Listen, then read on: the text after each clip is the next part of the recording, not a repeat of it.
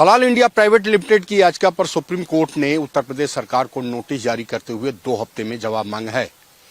हलाल इंडिया ने supreme court में दाखिल अपनी याचिका में कहा है कि उनके खिलाफ उत्तर प्रदेश में चल रही आपराधिक कार्रवाई को रद्द किया जाए। हलाल इंडिया पर आरोप है कि उन्होंने फर्जी हलाल सर्टिफिकेट दिए और अपने मुनाफे के लिए लोगों की धार्मिक भावनाओं के साथ खिलवाड़ किया। अब मामले की सुनवाई 2 हफ्ते बाद होगी, जिसमें उत्तर प्रदेश सरकार को जवाब देना है। हलाल इंडिया समेत अन्य संस्थाओं पर उत्तर प्रदेश में प्राथमिकी दर्ज है, जो पिछले साल ही हुई थी। Your client here in Supreme Court in your petition regarding halal certification, and what happened in the court today? The issue that we have raised is that branding something as halal is not against the law of India. The notification of the Uttar Pradesh government that is misbranding is not supported by the law as it stands today in any case. And thirdly, our client Jamiat Ulama Maharashtra is not even a halal certifier but has been named as an accused, which shows that this is a completely ill thought out FIR and an ill thought out step. So have you challenged the FIR and the main issue also, or just the FIR?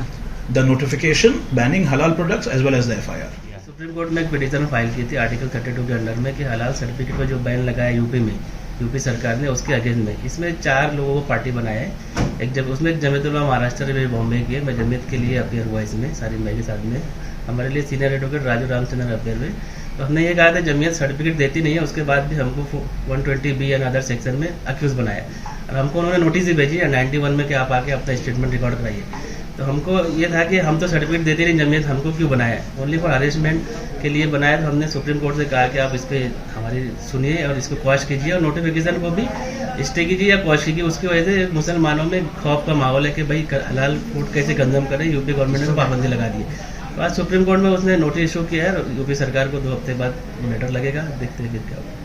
यानी basically आपने FIR को challenge करने के साथ साथ इस बात को भी चैलेंज किया है कि हलाल सर्टिफिकेशन को क्यों यूपी में बैन किया जा रहा है। जी, हमने नोटिफिकेशन को चैलेंज इसलिए किया कि मुस्लिम कौम में खौफ का माहौल है कि भाई हलाल सर्टिफिकेट, हलाल देखिए किसी का पर्सनल चॉइस है, किसी पे हलाल सर्टिफिकेट जो इशू भी करता है वो उससे बाइंडिंग नहीं होता, उसको अपना चॉइस है उसको खाना है कि नहीं खाना है। पर ये only for some particular community को परेशान करने के लिए ये एफआईआर की गई हजरतगंज पुलिस स्टेशन में। और उसके बाद 91 का नोटिस भेजा गया कि भाई आप आके अपने स्टेटमेंट रिकॉर्ड कराइए।